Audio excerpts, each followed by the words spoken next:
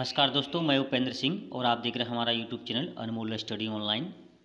तो दोस्तों, आपके बीच आज मैं लेकर के आया हूं झारखंड शैक्षिक अनुसंधान एवं प्रशिक्षण परिषद रांची झारखंड के द्वारा आयोजित होने वाली परीक्षा जो क्लास 9 की होगी और जनवरी माह में होने वाली है दोस्तों। तो उसका आज विषय हिंदी में लेकर के आया हूँ। हिंदी सब्जेक्ट है, समय 1 घंटा 30 मिनट का है और ये मेरा सेट 2 है, दूसरा सेट है दोस्तों। पूर्णांक 40 रहेंगे, जैसा कि पिछले वीडियो में मैंने बता चुका हूँ। मैं कुल प्रश्नों की संख्या 40 रहेगी। अब प्रत्येक प्रश्न के लिए 1 अंक निर्धारित रहेगा। तो देखते हैं, आइए आगे हम देखते हैं, है ना। तो दोस्तों, आज का वीडियो आपके लिए बहुत ही खास होने वाला है दोस्तों। बने रहिएगा पूरी वीडियो तक, है ना। और पूरी वीडियो ध्यान से देखिए और जो भी मैं बताता हूँ कॉपी में नोट करते जाएं और याद कर लें, क्योंकि जनवरी माह आने में ज़्यादा दिन नहीं है और जनवरी माह में प्रथम सावधि परीक्षा होगी। अतः आप सभी से मेरा कहना है कि आप सभी ध्यान से पूरी वीडियो को देखें, स्किप बिल्कुल ना करें। और वीडियो अगर अच्छा लगे तो वीडियो को लाइक कर दीजिएगा, सभी साथियों पे शेयर कर दीजिएगा। तो देखते हैं, फर्स्ट यहाँ पे खंड क में देख रहे हैं दोस्तों। पहला खंड अपठित बोध है। तो अपठित बोध में हम देखते हैं यहाँ पे गद्यांश लिखा हुआ है।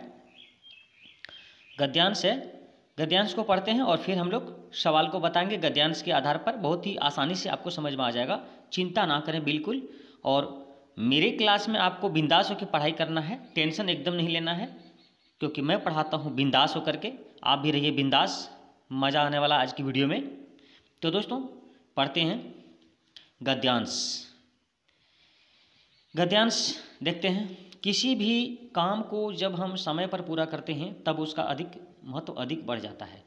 चिड़िया द्वारा खेत चूक जाने पर यदि रखवाला उसकी सुरक्षा करने की व्यवस्था करता है तो वह उपहास का पात्र बन जाता है। उसके देर से किए गए प्रयास बेकार हो जाते हैं। परिश्रम का गौरव तभी है जब उसका लाभ किसी को मिल सके। इसी कारण यदि बादलों का जब जल कृषक की फसल को फलने फूलने में मदद नहीं कर सकता है तो उसका बरसना व्यर्थ है। अवसर का सदुपयोग नहीं करने वाले व्यक्ति को बाद में पछताना पड़ता है। ये गद्यांश हुआ। क्वेश्चन देखते हैं, आइए। फर्स्ट क्वेश्चन है, काम का महत्व अधिक बढ़ जाता है जब, ऑप्शन देखते हैं, उसको भाग्य के भरोसे छोड़ दिया जाए, जब हम समय पर काम को पूरा कर देते हैं, जब उसे टाल दिया जाए और जब काम को नहीं किया जाए। तो दोस्तों, गद्यांश के आधार पे यहाँ पे सही जवाब होगा जब हम समय पर काम को पूरा कर देते हैं तो उस काम का महत्व बढ़ जाता है। आगे बढ़ते हैं अगले सवाल की ओर। खेत का रखवाला उपहास का पात्र कब बनता है?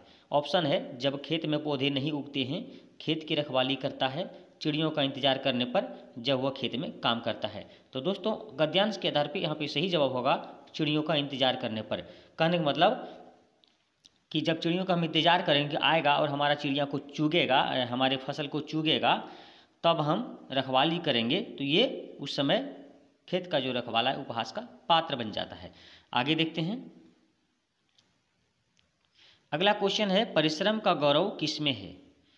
ऑप्शन है, जब प्रयास विफल हो जाए, जब हानि उठानी पड़े, जब उसका लाभ किसी को मिल सके, जब परिश्रम ना करना पड़े। तो दोस्तों, परिश्रम का गौरव किसमें? गद्यांश के आधार पे यहाँ पे सही जवाब होगा जब उसका लाभ किसी को मिल सके। यानी हम जब परिश्रम करते हैं और उस परिश्रम का लाभ किसी को अगर मिल जाए तो हमारा परिश्रम सार्थक हो जाता है और परिश्रम का गौरव उसी में है। अगला साथियों क्वेश्चन है, बादल का बरसना कब बेकार हो जाता है? देखिए, बादल का बरसना कब बेकार हो जाता है? जब गर्मी शांत हो जाए, फसल को लाभ ना पहुँचे, किसान खुश हो जाए, नदी तालाब भर जाए। तो दोस्तों, बादल का बरसना कब बेकार हो जाता है? गद्यांश के आधार पे यहाँ पे सही जवाब होगा फसल को लाभ ना पहुँचे। जब फसल को कोई लाभ ही नहीं पहुँचेगा तो बादल का बरसना बेकार ही है ना। आगे बढ़ते हैं दोस्तों। 5वां नंबर, किसान का पर्यायवाची शब्द है। किसान का पर्यायवाची शब्द, ए जवान, बी मजदूर, सी कृषक, डी रखवाला। तो दोस्तों, यहाँ पे गद्यांश के आधार पे सही जवाब होगा कृषक। ऐसे भी किसान का पर्यायवाची कृषक ही होता है। आगे बढ़ते हैं अगले गद्यांश की ओर। अगला गद्यांश है दोस्तों, प्रस्तुत पद्यांश। ये पद्यांश है दोस्तों, सॉरी, वो गद्यांश था, ये पद्यांश है। प्रस्तुत पद्यांश को ध्यानपूर्वक पढ़कर प्रश्न संख्या 6 से 10 तक के लिए सही उत्तर का चयन करें, है ना। पद्यांश पढ़ते हैं। सच है विपत्ति जब आती है कायर को ही दहलाती है, यानी विपत्ति जब आती है किसको दहलाती है? कायर को दहलाती है। गद्यांश को समझते जाएंगे तो बनाने में आसानी होगी। सुरमा नहीं विचलित होते, कौन कौन विचलित नहीं होते हैं? सुरमा यानी कि वीर पुरुष। क्षण एक नहीं धीरज खोते, एक भी क्षण धीरज नहीं खोते, वो विघ्नों को गले लगाते हैं। विघ्नों मीन्स परेशानियों को, समस्याओं को। कांटों में राह बनाते हैं मीन्स बाधाओं में अपनी राह बना लेते हैं, यानी आसान कर लेते हैं मंजिल को पाने में। मुख से कभी न उफ कहते हैं, संकट का चरण न गहते हैं। आगे बढ़ते हैं। जो आप पड़ता सब सहते हैं, उद्योग निरत नित रहते हैं। सूलों का मूल नसाने को, बड़ खुद विपत्ति पर छाने को। है कौन विघ्न ऐसा जग में, टिक सके वीर नर के मग में। खम ठोक ठेलता है जब नर, पर्वत के जाते पांव उखड़। मानव जब जोर लगाता है, पत्थर पानी बन जाता है। बहुत ही जबरदस्त पद्यांश है, बहुत ही ज़बरदस्त कविता है दोस्तों। और इस कविता में देखते हैं कौन सा सवाल है। तो फर्स्ट क्वेश्चन यहाँ पे है, विपत्ति आने पर कौन डरते हैं? नंबर 6 में, यानी इस पद्यांश का पहला सवाल। विपत्ति आने पर कौन डरते हैं? ए सुरमा, बी कायर, सी दयालु, डी वीर। तो यहाँ पे लिखा है दोस्तों, विपत्ति आने पर, पद्यांश के आधार पे यहाँ पे सही जवाब होगा कायर डर जाते हैं, यानी विपत्ति आने पर डर जाते हैं कायर। अगला सवाल है दोस्तों क्वेश्चन नंबर 7, विपत्ति आने पर कौन विचलित नहीं होते हैं? अभी हमने आपको बताया विपत्ति आने पर सुरमा विचलित नहीं होते। ऑप्शन नंबर ए यहाँ पे सही जवाब होगा। बाकी ऑप्शन बी कायर है, सी डरपोक, ये सब नहीं होगा। तो सही जवाब होगा आपका सुरमा, ऑप्शन नंबर ए। अगला सवाल है, पत्थर पानी कब बन जाता है दोस्तों? जब मानव जोर लगाता है, जब कायर भाग जाते हैं, जब मानव भाग जाता है, जब मानव मेहनत नहीं करता है। तो दोस्तों यहाँ पे गद्यांश के आधार पे होगा पत्थर पानी जब कब बन जाता है? जब मानव जोर लगाता है। क्योंकि यहाँ पे देखिए, आपको नीचे करके मैं दिखाता हूँ। यहाँ पे देखिए, यहाँ लिखा हुआ है, देखिए, मानव जब जोर लगाता है पत्थर पानी बन जाता है। तो दोस्तों आपको समझ में आ गया होगा किस तरह से आप एग्जाम में इस तरह का प्रश्न रहेगा, पद्यांश के आधार पे आप आसानी से जवाब दे सकते हैं। बस थोड़ा सा आपको प्रैक्टिस करने की ज़रूरत है, जो आप कर रहे हैं। बहुत बहुत धन्यवाद आप सभी को हमारी वीडियो को देखने के लिए। आगे बढ़ते हैं दोस्तों। वीडियो अगर अच्छा लग रहा हो तो वीडियो को प्लीज़ लाइक कर दें और सभी साथियों में देख सकते शेयर कर दें और बने रहिए हमारी वीडियो तक। बहुत ही मज़ा आने वाला आज की इस वीडियो में। तो दोस्तों आगे बढ़ते हैं। सूल का पर्यायवाची लिखे। देखिए दोस्तों क्वेश्चन नंबर 9, सूल का पर्यायवाची शब्द लिखना है। सूल का मतलब क्या होता है? ए फूल, बी पत्ती, सी फल और डी कांटा। तो सूल का मतलब होता है दोस्तों, सूल का मतलब कांटा होता है। सूल मीन्स कांटा। अगला है मानव शब्द का विलोम। ए मनुष्य, बी जानवर, सी दानव और डी देवता। तो मानव का उल्टा होता है दानव, ठीक है। तो मानव का उल्टा हो जाएगा आपका दानव। आगे बढ़ते हैं दोस्तों, व्याकरण खंड ख। आगे बढ़ते हैं, ये हमारा आ गया व्याकरण। तो दोस्तों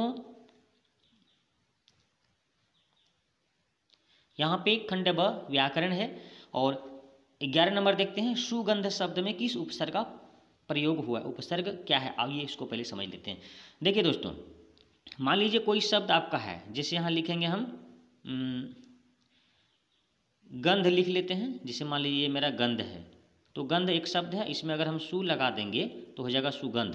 तो ये जो सु हम जो लगा दिए, ये मेरा कहलाएगा उपसर्ग। यानी किसी शब्द के पहले जो एक नया शब्द आके जुड़ जाता है और उसका मीनिंग को बिल्कुल एक नया अर्थ प्रकट करता है, एक नया अर्थ प्रदान करता है। उस जो नए शब्द जो हमने फर्स्ट शब्द में जोड़ा था, वो नया शब्द मेरा उपसर्ग कहलाता है। तो यहाँ पे क्वेश्चन क्या कह रहा है दोस्तों? यहाँ पे क्वेश्चन कहता है सुगंध शब्द में कौन सा उपसर्ग का प्रयोग हुआ है? ऑप्शन ए सु, बी में सु, सी में सु, डी में सु। ऐसे उच्चारण सबका सेम है दोस्तों। यहाँ पे कन्फ्यूजन आपको हो जाएगा, बट मैं आपको आसानी से बता देता हूँ। तो अब यहाँ देखिए, सुगंध में सु लगा हुआ, ये जो सु है वही हमारा यहाँ पे सही जवाब होगा। वो मेरा कहाँ है वो हम देखते हैं, वो मेरा ऑप्शन सी में है। कितना आसान हो जाता है ना। अगला सवाल है, जो शब्दांश किसी शब्द के अंत में जोड़कर उसके अर्थ में परिवर्तन ला देते हैं, उसे क्या कहते हैं? देखिए एक बात मैं बता देता हूँ। देखिए, जो शब्दांश शब्द के फर्स्ट में जुड़ेगा, शुरू में, उसको उपसर्ग कहेंगे, लेकिन जब अंत में जुड़ेगा उसको प्रत्यय कहेंगे। क्या कहेंगे? प्रत्यय, प्रत्यय कहते हैं। अब हम प्रत्यय देखते हैं कहाँ पे लिखा हुआ है। ऑप्शन ए में उपसर्ग है, बी में प्रत्यय है, सी में संधि, डी में समास। तो दोस्तों यहाँ पे सही जवाब होगा प्रत्यय, ऑप्शन नंबर बी। बहुत ही झकास और बहुत ही बिंदास होकर के आप वीडियो देख रहे हैं, और बिंदास होकर देखना भी है, और बहुत ही मस्ती आने वाला इस वीडियो में। तो अगला सवाल है दोस्तों, पानी शब्द का पर्यायवाची है।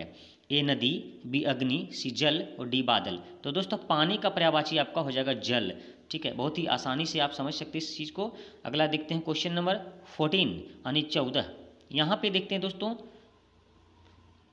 यहाँ पे देखते हैं निम्न में से सही श्रुति भिन्नार्थक शब्द युग में कौन सा सही है, ये आपको पूछ रहा है। ऑप्शन ए में देखते हैं अन्य मतलब दूसरा और अन्न मतलब अनाज, इसको देख लें। अगला बी में देखते हैं अन्य मतलब अनाज, अन्न मतलब अनाज, ये आपका गलत होगा। अन्य मतलब भोज, अन्न मतलब भोजन, ये आपका सही है, लेकिन ये आपका गलत है। और यहाँ पे ये आपका गलत था, अन्न मतलब अनाज, ये आपका सही था, है ना। और अन्य मतलब भोजन ये गलत है, अन्न मतलब भोज ये भी आपका गलती है। तो दोस्तों यहाँ पे अन्य मतलब दूसरा और अन्य मतलब अनाज ये देखो दोनों सही है, इसलिए यहाँ पे दोस्तों इसके आधार पे 1 नंबर का सही जवाब हो जाएगा आपका। अगला सवाल है दोस्तों 15 नंबर में, घी के दिए जलाना।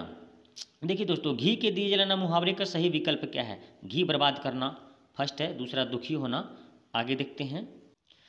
तो दोस्तों यहाँ पे घी के दिए जलाना मुहावरे का सही विकल्प है घी बर्बाद करना, बी दुखी होना, सी खुशी मनाना, डी कोई नहीं। तो यहाँ पे सही जवाब होगा घी के दिए जलाना। एक मुहावरा है, इसका अर्थ होता है खुशी मनाना, यानी जब हम किसी चीज़ का खुशी मनाते हैं तो घी का दिए जलाते हैं। कहने का अर्थ होता है अगर किसी माँ का बेटा अगर लड़ाई करके युद्ध करके अगर वापस आता है जीत करके, तो उसकी माँ घी के दिए जलाती है, मीन्स खुशी मनाती है। आगे बढ़ते हैं दोस्तों, क्वेश्चन नंबर 16।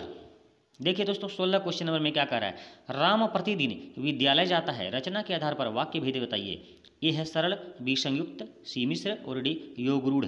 तो दोस्तों राम प्रतिदिन विद्यालय जाता है, यहाँ पे सरल वाक्य हो जाएगा ऑप्शन नंबर ए। मोहन गाता है और राधा नाचती है। क्वेश्चन नंबर 17 देख रहे हैं, मोहन गाता है और राधा नाचती है, तो रचना के आधार पर कौन सा वाक्य है? तो यहाँ देखिए और है, और मीन्स 2 वाक्य यहाँ पे संयुक्त है, तो इसलिए ऑप्शन नंबर बी यहाँ पे सही जवाब होगा।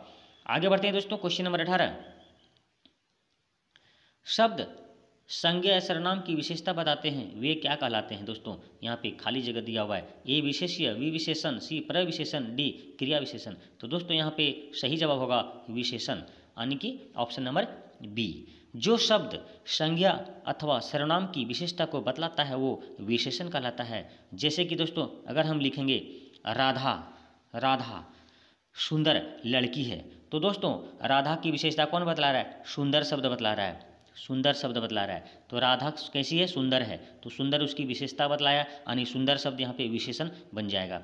आगे बढ़ते हैं दोस्तों, क्वेश्चन नंबर 19 देखते हैं। लड़का अच्छा है और लड़की लिंग बदल देने पर विशेषण क्या होगा? ठीक है, तो अच्छा मेरा यहाँ पे विशेषण था, जब लिंग बदल देंगे यानी कि लड़का को लड़की बना दी यहाँ पे, तो अच्छा का अच्छी हो जाएगा। तो अच्छी कहाँ पे देखते हैं दोस्तों, ए में अच्छा है, बी में अच्छी है, सी में अच्छी है, डी में अच्छाइयाँ हैं। तो दोस्तों यहाँ पे सही जवाब होगा बी नंबर अच्छी। आगे बढ़ते हैं, क्वेश्चन नंबर 20। बहुत ही मस्ती लग रहा होगा इस वीडियो में, मुझे ऐसा पूरा विश्वास है दोस्तों। क्वेश्चन नंबर 20, लड़का लंबा है, लड़का लंबा है, इस वाक्य का वचन बदल देने पर क्या होगा? वचन मीन्स लड़का लंबा यानी एक वचन, यहाँ पे इसको बहुवचन में कर दिया जाए तो क्या होगा? लड़का लंबा। ऑप्शन देखते हैं, यहाँ पे लड़की लंबी है, लड़कियाँ लंबी हैं, लड़के लंबे हैं और लड़का की लंबाई। तो दोस्तों यहाँ पे सही जवाब होगा ऑप्शन नंबर सी हो जाएगा, लड़के लंबे हैं। क्योंकि यहाँ पे लड़का जो है एक वचन है और वचन बदल देंगे, जब बहुवचन कर देंगे तो लड़का का लड़के हो जाएगा और लंबा का लंबे, है का हैं हो जाएगा।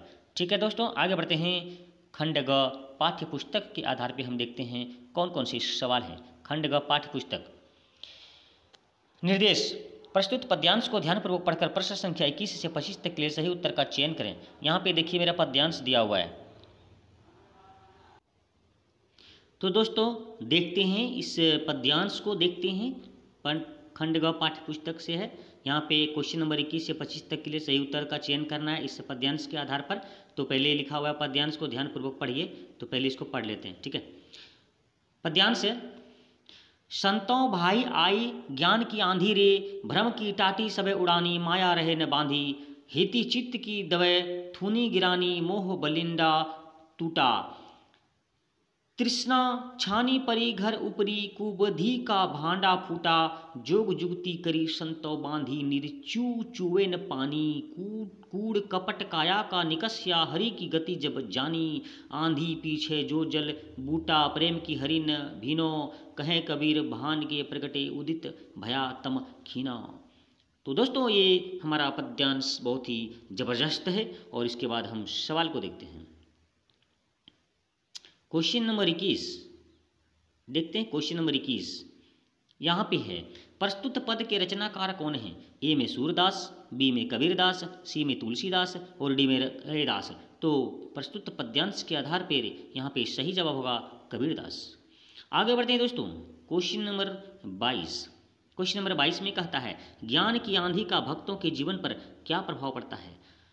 ए, मनुष्य का भ्रम दूर हो जाता है, बी, माया से छुटकारा मिल जाता है, सी, मनुष्य की अज्ञानता दूर हो जाती है, और डी, उपयुक्त सभी। तो दोस्तों यहाँ पे ज्ञान की आंधी का भक्तों के जीवन पर क्या प्रभाव पड़ता है, ये तीनों प्रभाव पड़ता है। मनुष्य का भ्रम भी दूर हो जाता है, माया से छुटकारा मिल जाता है, और मनुष्य की अज्ञानता भी दूर हो जाती है। यानी ऑप्शन नंबर यहाँ पे हो जाएगा डी सही जवाब, उपयुक्त सभी। तो आगे बढ़ते हैं दोस्तों, क्वेश्चन नंबर 23। भ्रम का अर्थ क्या है। देखिए दोस्तों, भ्रम का अर्थ ए छाया, बी माया, सी शंका, और डी कष्ट। तो दोस्तों भ्रम का अर्थ यहाँ पे होता है शंका। यहाँ पे ऑप्शन नंबर सी हो जाएगा, भ्रम का अर्थ शंका। आगे बढ़ते हैं, क्वेश्चन नंबर 24। हिति चित्त की दवै थूनी गिरानी मोह बलिंडा टूटा से कवि क्या कहना चाहता है। ऑप्शन यहाँ पे है भ्रम नहीं टूट पाया, बी में स्वार्थ और मोह दोनों समाप्त हो गए, और सी स्वार्थ और मोह समाप्त नहीं हुए, और डी मन निर्मल हो नहीं पाया। तो दोस्तों यहाँ पे हिति चित्त की द्वै थूनी गिरानी मोह बलिंडा टूटा मीन्स यहाँ पे हुआ ऑप्शन नंबर बी हो जाएगा इसका सही जवाब, स्वार्थ और मोह दोनों समाप्त हो गए। आगे बढ़ते हैं, तम का पर्यायवाची शब्द।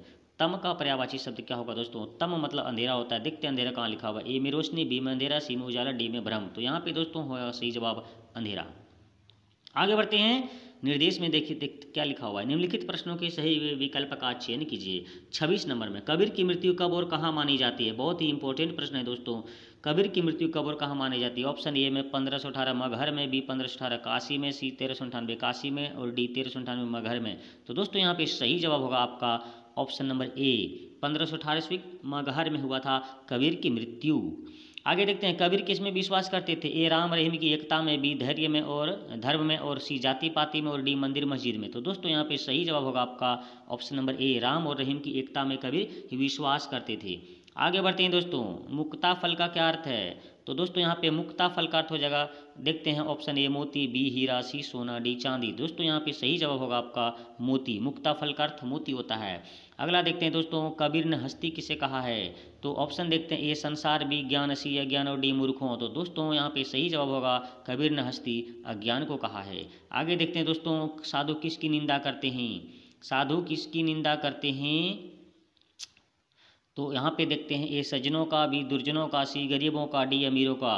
तो साधु जो है किसकी निंदा करते हैं दोस्तों, साधु निंदा करते हैं दुर्जनों का। जो दुर्जन हैं, जो बुरे लोग होते हैं, वो उसकी निंदा करते हैं साधु। तो आगे बढ़ते हैं दोस्तों, क्वेश्चन नंबर आगे बढ़ते हैं, देखते हैं। प्रस्तुत गद्यांश को ध्यानपूर्वक पढ़कर प्रश्न संख्या 31 से 35 तक के लिए सही उत्तर का चयन करें। यहाँ पे देखिए गद्यांश लिखा हुआ है जो कि पाठ्य पुस्तक से है। पढ़ते हैं इसको। क्या है, झूरी काछी के दोनों बैलों के नाम थे हीरा और मोती, दोनों पछाई जाति के थे, देखने में सुंदर, काम में चौकस, डील में ऊंचे, बहुत दिनों साथ रहते रहते दोनों में भाईचारा हो गया था। दोनों आमने सामने आस पास बैठे हुए एक दूसरे से मुख्य भाषा में विचार विनिमय करते थे। एक दूसरे के मन की बात कैसे समझ जाता था हम नहीं कह सकते। अवश्य ही उनमें कोई ऐसी गुप्ती शक्ति थी जिससे जीवों में श्रेष्ठता का दावा करने वाला मनुष्य वंचित है। अब देखते हैं क्वेश्चन। गद्यांश हमने पढ़ लिया, गद्यांश को हमने पढ़ लिया। अब देखते हैं क्वेश्चन। तो क्वेश्चन है पहला, प्रस्तुत गद्यांश किस पाठ से है। तो यहाँ पे देखने लिखा हुआ है हीरा और मोती, दो बैलों की कथा। तो दो बैलों की कथा कहाँ पे, ए में दो बैलों की कथा, बी में लहासा की, और सी में उपभोक्तावाद की संस्कृति सपनों की याद। तो दोस्तों यहाँ पे सही जवाब होगा दो बैलों की कथा। दो बैलों की कथा जो पाठ है उसी से ये गद्यांश को लिया गया है दोस्तों।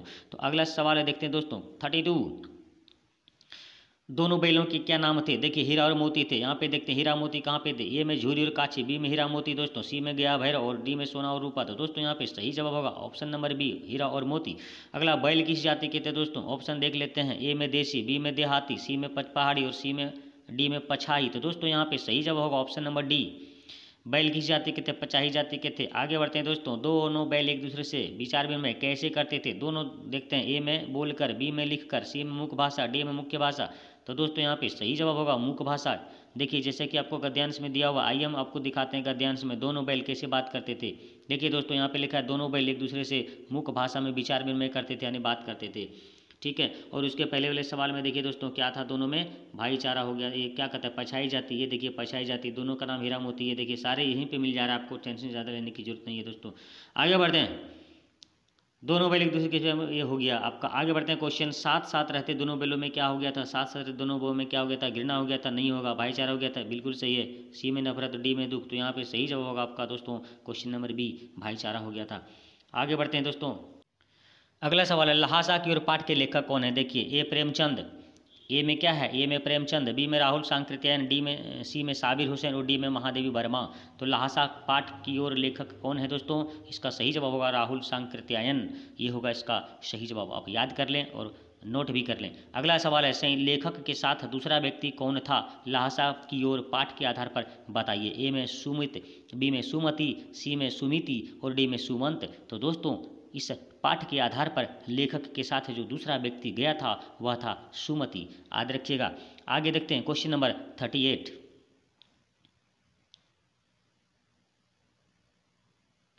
क्वेश्चन नंबर 38 पहले पढ़ता हूँ।